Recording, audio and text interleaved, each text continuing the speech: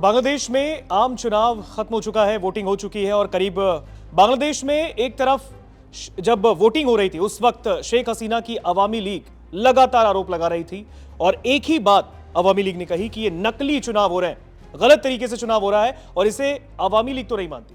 दूसरी ओर बीएनपी जो कि तारिक रहमान की पार्टी है वो इस मैदान में थे, उनके सामने कई ऐसे राजनीतिक दल सामने खड़े थे। चुनौती मजेदार हुई है, कांटे की टक्कर थी, लेकिन जब वोटिंग परसेंटेज सामने आए तो थोड़ा इसमें हर कोई चौंक कर रह गया कि भाई बस 48%, क्योंकि ये ऐसे वक्त में वहां पर आम चुनाव हुए हैं जब बांग्लादेश के अंदर दंगा फसाद, हिंदुओं पर अत्याचार, सब कुछ हुआ मोहम्मद यूनुस की सरकार के भीतर, उनके नेतृत्व में, और कुछ नहीं कहा गया। लेकिन अब बांग्लादेश में आम चुनाव के बाद क्या माहौल है, क्योंकि नतीजे आने लगेंगे अभी कुछ ही देर में, क्योंकि वहां पर काउंटिंग जारी है वोटों की। इस पर बातचीत के लिए हमारे साथ चेतन जुड़े। चेतन, बांग्लादेश की अगर बात करें, आम चुनाव ऐसे वक्त में होना किस तरीके से आप देखते हैं? क्या वोटिंग कम हुई या फिर जनता ने शायद उस तरीके से वोट नहीं किया, मतदान नहीं किया क्योंकि इसमें अवामी लीग भी नहीं थी शामिल? नहीं, बिल्कुल, जिस तरीके से अवामी लीग को लेकर बातें हो रही हैं, हालांकि अवामी लीग और ख़ुद शेख हसीना जो हैं वो इस पूरी वोटिंग को, इस पूरे मतदान को, इलेक्शन को फर्जी बता रही हैं। उन्होंने खुद कहा है कि इसे चुनाव को रद्द कर दिया जाए, ये चुनाव जो हैं वो नहीं माने जाएंगे, ये मांग वो लगातार कर रही हैं। साथ ही उन्होंने कहा है कि यूनुस जो हैं वो इस्तीफा दे दें। हालांकि बवाल मचा हुआ खूब ज़्यादा और वोटिंग जो है वो करीब 4:30-5 बजे के आसपास जो है वो खत्म हो गई थी। अब वोटों की गिनती बैलेट पेपर पे, क्योंकि ये चुनाव हुए हैं, एक लंबा प्रोसीजर होगा, पूरी रात इसमें जाएगी और सुबह तक ही मैं मानता हूँ बिल्कुल कि जो आखिरी रिजल्ट होगा या जो बिल्कुल साफ रिजल्ट होगा, जो पिक्चर होगी, वो सुबह तक ही लगभग क्लियर हो पाएगी, क्योंकि पूरी रात ये जो गिनती है वो जारी रह सकती है। 36,000 वोटिंग सेंटर्स पर अंतरिम सरकार के चीफ एडवाइजर जो हैं मोहम्मद यूनुस, बीएनपी के चीफ तारिक रहमान और छात्र नेता नाहिद इस्लाम भी वोट डालने पहुंचे थे और यहां पर खूब टक्कर जो है वो फिलहाल देखने को मिल रही है। अभी एक लेटेस्ट अपडेट में आप दर्शकों को बता दूं, बिल्कुल ये लेटेस्ट अपडेट जो है बांग्लादेश से आ रही है। हमारे कई जानकार जो है वहां पर वो बता रहे हैं कि कई सीटों पर जमात इस्लामी लीड कर रही है। 299 संसदीय जो सीट्स हैं उन पर वोटिंग हो रही है, जमात इस्लामी जो है वो लीड करती हुई नजर आ रही है। हालांकि जो चुनाव से पहले सर्वे हो रहे थे, जो खबरें आ रही थी, उसमें साफ ये कहा जा रहा था कि इन चुनावों में बीएनपी को एक बड़ी बढ़त मिल सकती है। लेकिन शुरुआती ये वोटिंग है, शुरुआती ये रुझान इसे कहा जा सकता है। अंत तक जो पिक्चर होगी वो क्लियर हो जाएगी और साफ हो जाएगा कि कौन जो है वो बाजी मार रहा है। इस बीच मैं आपको बताऊं ऋतिक, जो तारिक रहमान है उनकी तरफ से भी एक बहुत बड़ा बयान जो है वो सामने आया है। तारिक रहमान ने साफ कह दिया है कि वो अपने सहयोगियों के साथ सरकार बनाएंगे अगर उन्हें जो है यानी वो कॉन्फिडेंट, बिल्कुल कॉन्फिडेंट यहाँ पर जो है वो नजर आ रहे हैं। उन्होंने एक बड़ा बयान दिया और वोटिंग के बीच में एक बड़ा बयान देना अपने आप में एक बड़ी बात हो जाती है। एक तस्वीर भी ये आपको नजर आ रही है, स्क्रीन पर आप तस्वीर देख सकते हैं। कुछ इस तरह बैलेट पेपर्स की जो वोटिंग है, जो गिनती है, माफ कीजिए, वो वहां पर की जा रही है। क्योंकि इस पे भी एक अलग बहस छिड़ी थी कि भाई बांग्लादेश में आम चुनाव ईवीएम से क्यों नहीं हुए। खैर ये अलग मसला था, इस पर बातचीत हमने पहले भी की है।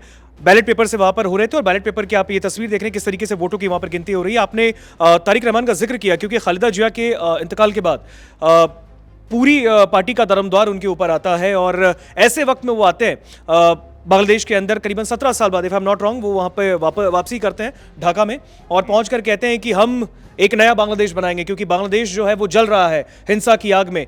आरोप उन्होंने मोहम्मद यूनुस पर लगाया, उनकी अंतरिम सरकार पर लगाया। लेकिन अब ऐसे में अगर हम देखें तो बयान शायद आज मोहम्मद यूनुस ने भी दिया है। उन्होंने कहा है कि एक नए बांग्लादेश का निर्माण होने वाला है।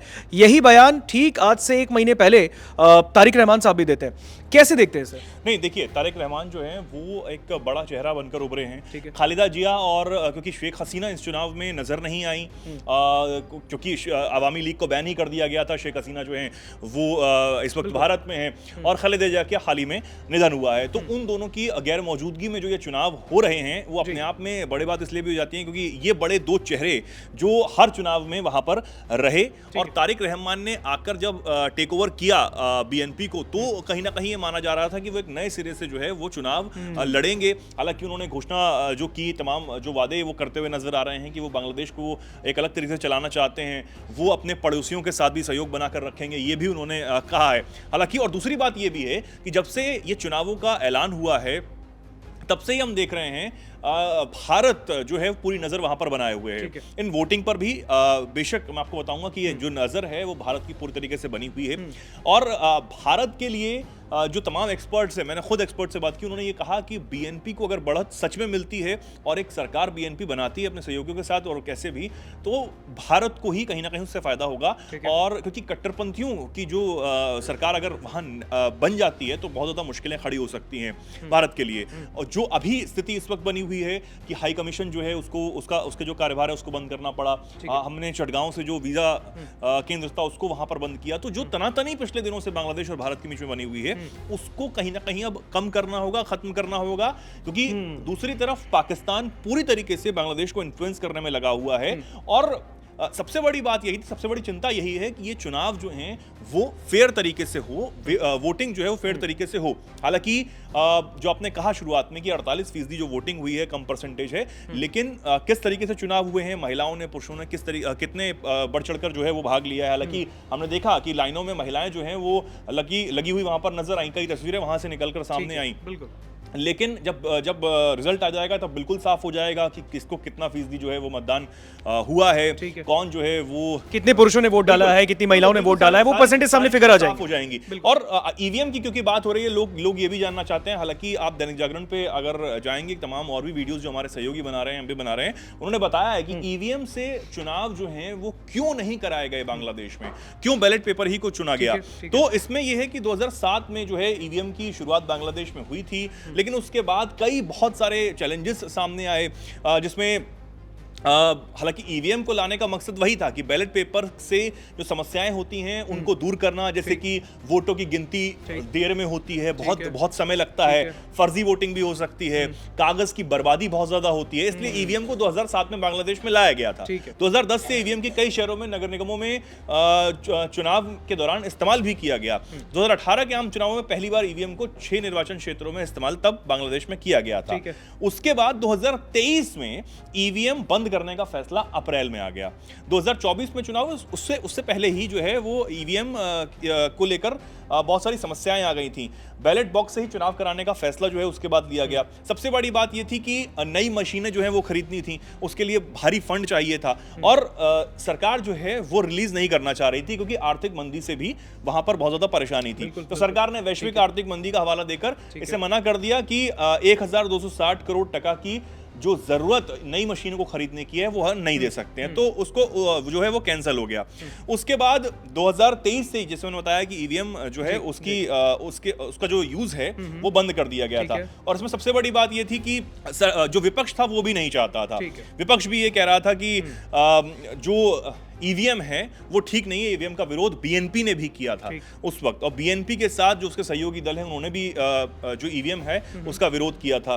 विपक्ष के मांग के बाद ही बैलेट पेपर से चुनाव करवाए गए और शेख हसीना तब जो है वो आ गई थी सरकार में। लेकिन अब क्योंकि अवामी लीग बैन है तो ये भी है कि बीएनपी को ही अवामी लीग के जो कार्यकर्ता हैं, जो समर्थक हैं, वो वोट उन्होंने डाला हुआ है। अब ये भी साफ हो जाएगा धीरे धीरे कि भाई कितने वोट जो हैं उनको पड़े हैं, बीएनपी को कितने और ज्यादा एक्स्ट्रा वोट जो हैं वो मिले। बहुत सारी तस्वीर अब से कुछ देर में साफ होने वाली है। हालांकि क्योंकि ये बैलेट पेपर से चुनाव हुआ है पूरा, तो उसको गिनने में जो है वो समय वक्त लगेगा। बिल्कुल पूरी रात जो है वो जा सकती है। तस्वीरें हम आपको लगातार दिखा रहे हैं कि इस तरीके से जो गिनती है वो वहां पर हो रही है। बिल्कुल ये एक्सक्लूसिव तस्वीर वहां से है एक वोटिंग सेंटर की, जहां पर इन वोटों को गिना जा रहा है। इस तरीके से जो गिनती है वो हो रही है। तारिक रहमान ने क्या कहा, मोहम्मद यूनुस क्या कह रहे हैं, और शेख हसीना तो इस पूरे चुनाव को फर्जी बता चुकी हैं, रद्द करने की मांग कर रही हैं। ठीक है, बिल्कुल। बहुत बहुत शुक्रिया चेतन, आपने इस पूरी खबर पर अधिक जानकारी हमसे साझा की। देखिए, बांग्लादेश में आम चुनाव के लिए मतदान हो चुके हैं और वोटिंग 4:30 बजे तक चली थी और 4:30 के बाद कोई वोटिंग वहां पर नहीं हुई, कोई मतदान नहीं हुए।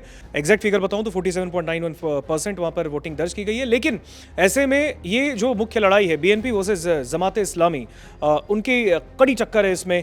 आपको क्या लगता है, जैसा पूरा ये चुनाव हुआ, आपने देखा कि कैसे माहौल में वहाँ पर ये इलेक्शन वहाँ पर हुए हैं, आपको क्या लगता है बाजी कौन मारेगा? खैर ये तो थोड़ी देर में क्लियर हो जाएगा, लेकिन आपको क्या लगता है पकड़ किसकी भारी है?